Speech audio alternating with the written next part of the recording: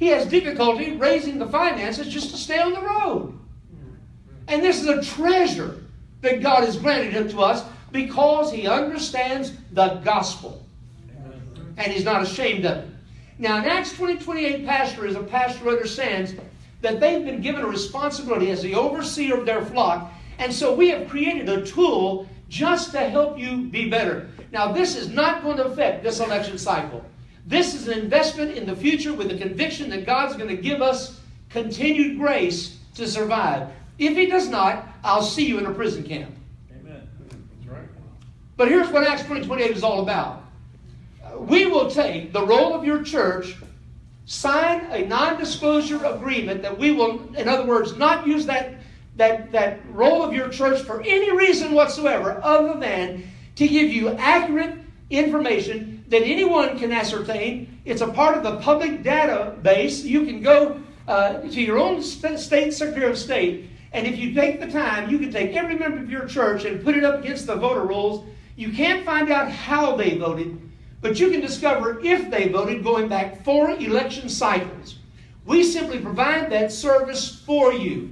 We have now run the voter files, or the records of the public data against church membership lists in 8 states across America. And we have found statistically 2 things. More people in those churches are registered than status quo, and fewer are voting. You see, many of you have been in environments like the American Pastors Network where you've been exhorted, get your people registered, get your people registered. We're still failing, but the numbers in the churches we've been studying are about 60% of their membership, 40% not even registered. Now think about that. But when we run the data and give it back to the pastors, going back all the way for 4 election cycles, this is a picture of the kind of data you'll receive from our organization. We're discovering that in the primary elections, there are times when less than 10% of the Christians of that church even show up. When people wring their hands and say, how do we get the 2 candidates we've got? Well, it's easy. We don't even show up. If you don't participate, guess what? Ungodly people rise to the surface. But the churches that give us their access to their membership, here's the amount that it rises. We're discovering these churches begin increasing their voter turnout exponentially. The more accurate information, the more we release pastors with information, the better job they do. We'll give you a demographic report on your church showing you how the age groups voted. Guess what? It is primarily 45 and up that's electing our leaders. That's really a good news story, because those are the ones that have been educated. Tragically, for the church, it's such a small percentage. I'll go back to this slide on George Barna, because what he says is absolutely essential to understand why we've got to get busy. If 10% of the Christians voting if 10% of the Christians voted, it would make a difference at every election across the board. In the churches that we've been given the privilege of researching the data for them, and by the way, it takes us 8 full-time people to do this. And the more churches that give it to us, the more we're having to hire. God has graciously provided the finances for that. But their voting records are jumping up as much as 30%. Not 10%, 30%. All of these are pictures of the kind of charts and graphs we'll provide for you. This is the materials that you'll receive free of charge to help you in your work, including Jim Garlow's book on Well-Versed, that will give you preaching material that is accurate and informational, will help you argue the cause of Christianity in the public place. By the way, 2 books that I'm providing for you that I've written, of several that I've written. The most recent is Mighty Man, and it's in a packet that you'll receive as you leave today. Here's a copy of it. If you don't read anything but the foreword, read it. It was written by Jerry Boykin. It's better than the book. General Jerry Boykin. He was the head of our special ops for more than 25 years. Twice wounded in combat. He once took a 50 caliber round through his shoulder, should have died. This giant man of faith, who served as the Undersecretary of National Intel under Bush, is a gift from God, an ordained Assembly of God minister. And he wrote the foreword. What I'm trying to say now, gentlemen, is that we've got to raise up a generation like David rose up. Mighty men who will stand with the pastors. And that's what the book is all about. It's dedicated to my daughter, who's now with Jesus in heaven. In just a few days, we'll celebrate our 12th anniversary of getting closer to see her again. At the age of 25, she was a world-class long-distance runner, ranked nationally in the 50K. The only 2 marathons she ever ran, the Houston Marathon, 25,000+ runners. The first time she came in 9th, the second time, 2nd overall, only beat by a professional runner. She had Olympic aspirations when God called her home at age 25. I wrote the book, Mighty Men Stayed on Track, because she was a track star, and it's dedicated to her memory. And you'll read that preface. It's all about her life and the legacy she left behind. But that's my gift to you, to help you raise up mighty men. My commitment over the next 12 months is to go into churches and gather men around to assist the pastor in showing them how to make their church an agent of change. If you have any interest in that, you let me know. There's a card on your table. I'm going to ask you to grab that card and start thinking about filling it out. That if you want information on Acts 20:28 pastors, you're not committing to do this. You're starting the process. Someone from our office will contact you, answer your questions, and if you want us to give you that service, we will do that. But we have to have your name and the information, so please fill that out. And that second commitment everyone in this room will do. I will pray, preach, partner, equip, and engage with other pastors. Guys, if we don't hang together, we'll hang separately. It's time for you to gather with other pastors and pray for this nation. Pray for a revival. And then engage together. You have no idea the effect and impact you could have on local elections if you just communicated with other pastors.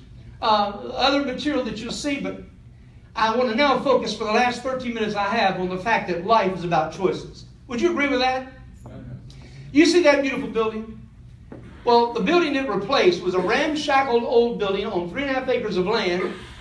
2 metal buildings that were never bricked, though they were planned to have been. But on the southeast side of Houston, right near the Hobby Airport, if you've ever flown into that airport, that's where Pearland is. I became pastor in 1990, and God honestly began moving mightily from the very first day. Having been a full-time evangelist for 14 years, having watched other pastors build churches, having my own ideas of what would work and wouldn't work, I settled into that role as a senior pastor and began implementing ideas that God had given me. And boy, did God bless. We baptized 500 people into that church in the first 18 months. Now, would you agree that's a move of God? I'm not bragging, folks. I just want to put this in a context. God was moving. One day, a lady walked out the back door in the 18th month and said, "Hey, preacher, you going to the high school assembly?"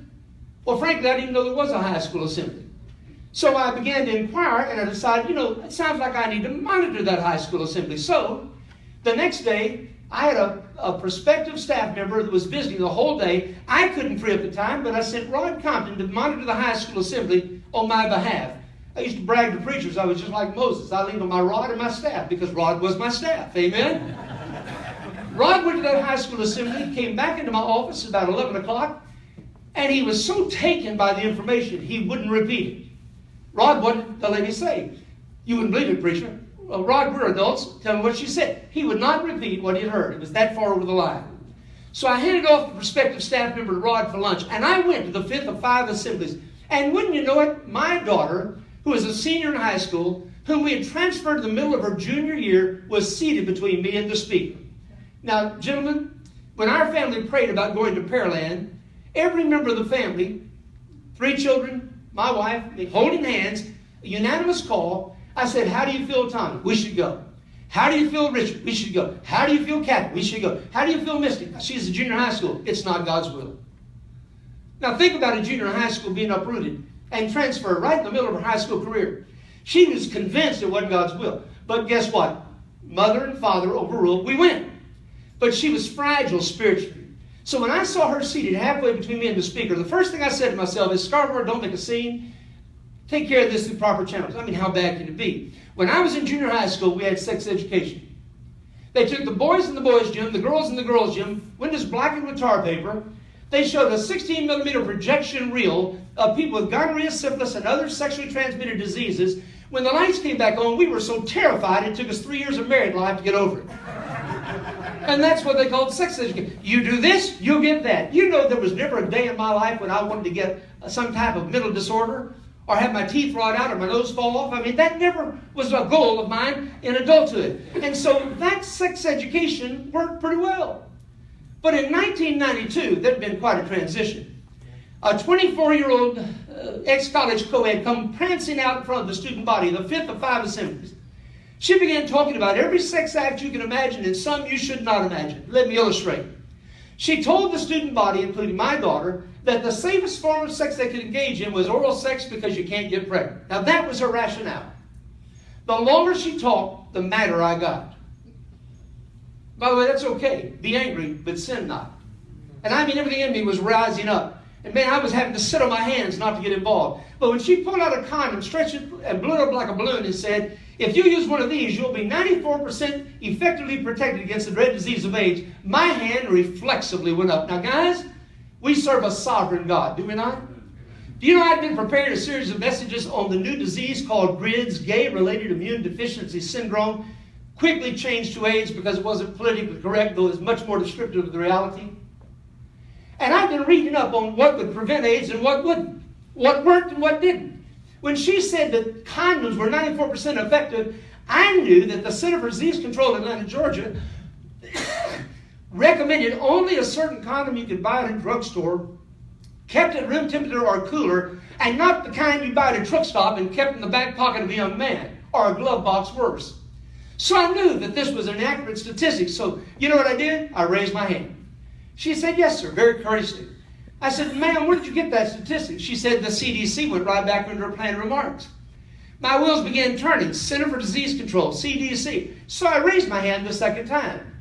You know what she did? She ignored me. You know what's hard to ignore? A Baptist preacher in a high school full of teenagers with a young lady talking about anal sex and oral sex and same sex and every other kind of sex with his hand up. Well, the longer she ignored me, the more the kid. Who is that? That's Mrs. Dad. That's the Baptist preacher rifling through the crowd. Finally, in exasperation, she said, yes, sir. I said, ma'am, I called her Amy, as a matter of fact. Amy, I've read every statistic that has been printed on this subject regarding the use of condoms, and nowhere does anybody say they're that effective.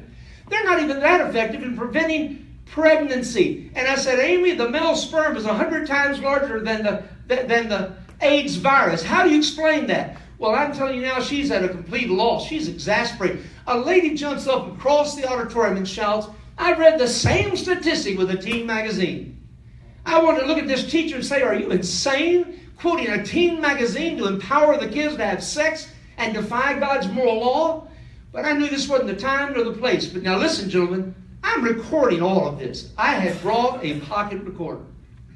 So I simply said, thank you, and I sat down. I put my head in my hands and began sobbing. I couldn't keep from my eyes welling up when I considered my daughter and my son before her have heard this. How many kids are going to die because of this assembly? Yeah. When it was over, everybody, by the way, she went into a diatribe at that point, unprepared and unplanned, about her own sex life and how she had AIDS herself and was living with a boy who did not, but he was saved because they used condoms. That's what brought the tears. When the assembly was over, everybody had to walk right by where I was seated. You know, some of the kids were angry, some of the kids were affirming, and a lot of them just kept their eyes on the floor and walked out. But there's only one that mattered in that room to me, as you would well imagine, and that was Misty. Misty made her way through the stationary desk. This was a science lab that held about 400 students. She made her way through those desks to get to me as quickly as she could. She threw her arms around my neck, kissed me on this cheek, whispered in this ear, Daddy, I'm so proud of you. I'm so proud of you. That was like saying sick it to a cur dog.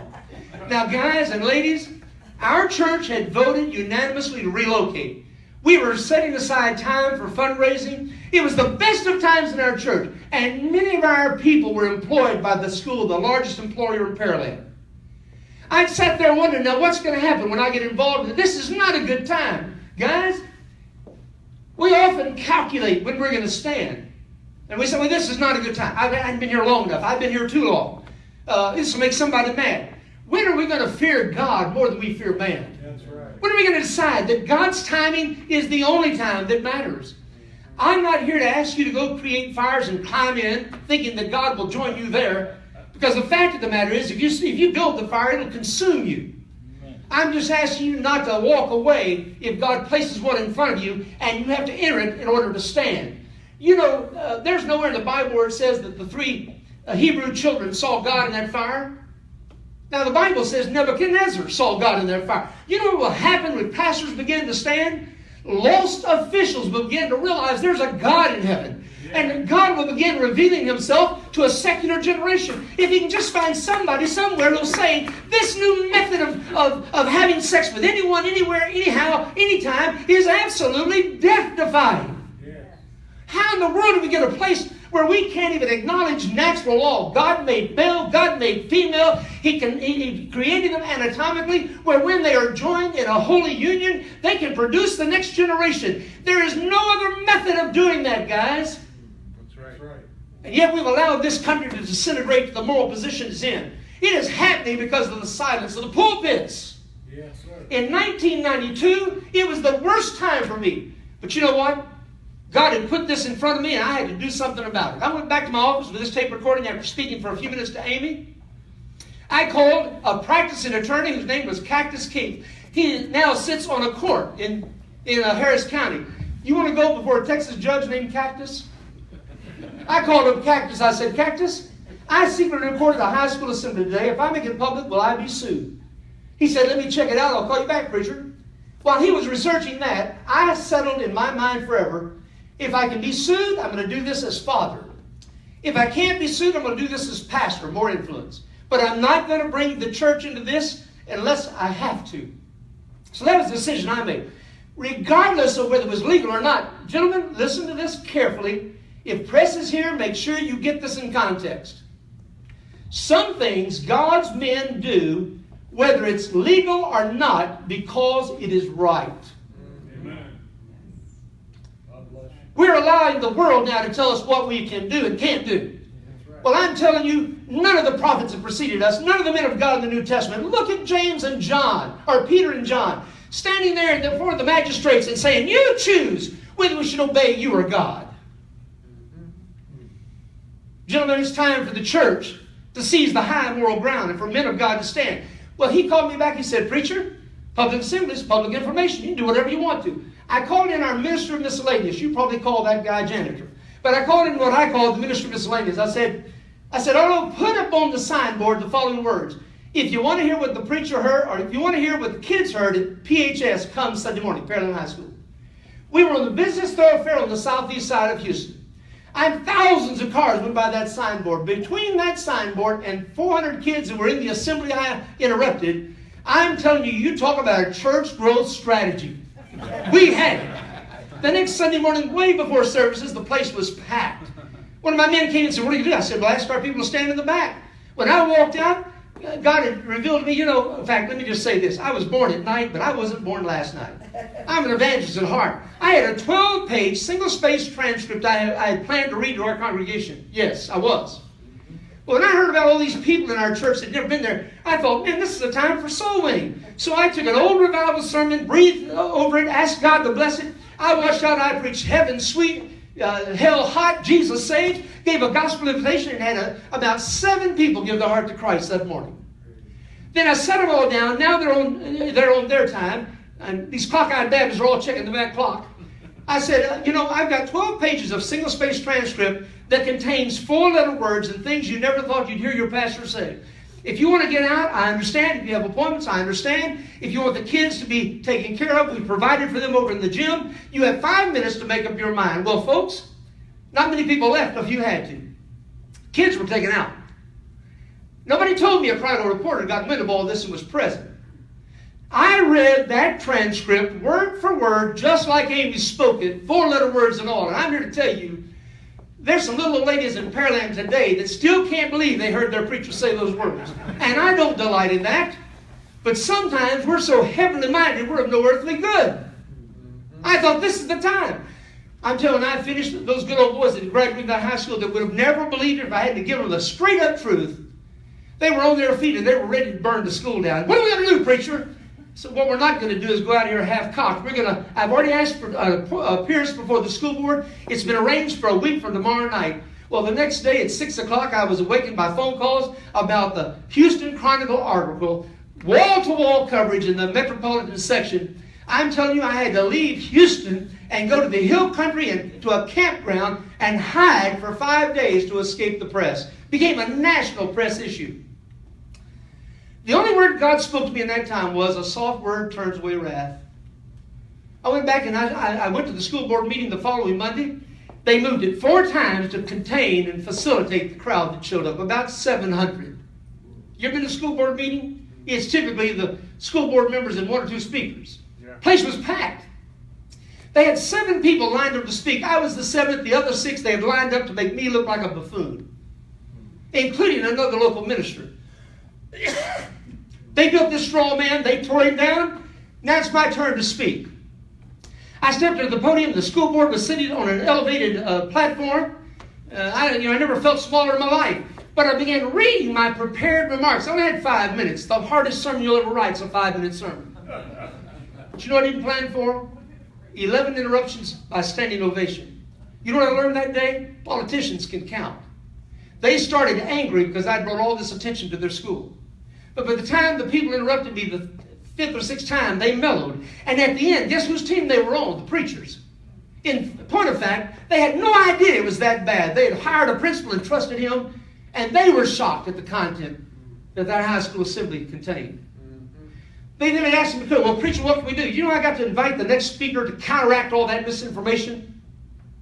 Do you know that we then began, I went back to our pulpit when I saw that these are school board members. They serve without pay because they love their kids. They were buying into the standard information being handed down to their brother schools. They were never hearing from the church. So I went back and I publicly repented to our church. I had never even thought about our people being politically involved. My philosophy of church was, Mary had a little lamb, the lamb became a sheep, the sheep became a Baptist and died for lack of sleep. It was my belief this, and I kept them busy, they couldn't get into sin. But I began preaching release. If you can't come Sunday night because you're at a school board meeting, you go to that. If you are on a committee, find a committee and serve. I want you to get involved. You know what? In 2 election cycles, we had 4 of our people elected out of 7 to the school board, and it changed the direction of that school. Amen. Amen. I heard then about public corruption in our city council. Pearland is an entity within the city of Houston, has its own jurisdiction. I found out about the incredible, horrible things going on at City Hall. So I started going. Then our people started going. And you know what? We found that there were 2 good guys, 2 bad guys, and 1 guy that was swing. So I went off on a men's retreat with our men. And after 2 days of Bible study, I then put up a chalkboard and I said, one of you men's going to run for our city council. If you don't, I am. And boy, I mean, with nervous laughter, they realized that this preacher never been it. Out of that came a Gideon and Bible teacher and the best deacon I had. Everybody concurred. You ought to run. And you know what? He for 3 weeks said, I'm not the man. I'm not the man. Then on Sunday morning at prayer time, he looked up at me and said, I'm the man. He ran against an incumbent and was elected by 70% majority because our church, the largest church in the area, showed up. Changed the direction of the city council. I'm quick to close. I just want to give you some more details for you to think about as you leave here today. That's the scene of the high school assembly. That's the church. I'm going the wrong way. Look at me. Give a pastor technology and then hope for the best. See this guy right here? When I got involved, there's only one preacher stood with me initially. I didn't know his name. It's Harold Gentry. He's charismatic. I'm a Baptist. But he walked into my office one day and said, man, I believe what you believe. Anything I can do to help. And I mean, he stood with me when a lot of people blasphemed me. Gentlemen, when we start standing together with other men of other faiths because we love our country, you can argue till the cows come home your individual preferences on Sunday morning. But on Monday, we've got to be men of God who believe this is one nation under God. That's when change takes place. You see this man? He was that 5th member of the city council. 2 good, 2 bad, 1 swing. He hated me, spoke out about me being involved in politics. He was a member of another church. But his daughter went with our youth group to youth camp and had her life changed. He showed up on the back door of our church one morning. When it was over, I called him by and his wife. I said, hey, Randy, Brenda, let's have lunch. For the first time, I found out he was a good guy, just wrong. He joined our church shortly after. I baptized him 6 months later with his son the same day. He then ran for state legislature, as well as two of our other people who followed in succession, became voted the most conservative member of the state legislatures a number of times, and then 4 years ago he ran for U.S. Congress. And he's now serving God and serving the country. The solution to what ails America is sitting on the pews of your churches. City council is a training ground for state legislators like the one we have here today, and like Sam, who faithfully served for many years. But they're not going to get that vision till you plant it in their hearts, till you transfer freedom to do so, and until your people start showing up to vote for them. Why would a businessman risk his reputation and his fortune to be defeated because his own church didn't vote? And it happens, does it not, Jim? Every day. Here I go again. I tell you, there's all kinds of things wrong, but let me just finish. Gentlemen, I don't know how long we've got. Well, we've got now. There's an election coming up in just 30-some odd days. And if you're having trouble about who you're going to vote for, then you see me and I'll tell you who to vote for. And your people need the same kind of leadership from you. Yeah. As the church goes, so goes the nation. As the pastor goes, so goes the church. That's right. I am for you. I am a pastor just like you are. Anything I can do to walk alongside and help you, I want to do. Our whole ministry is devoted to assisting pastors. God bless you for being here today. Sam?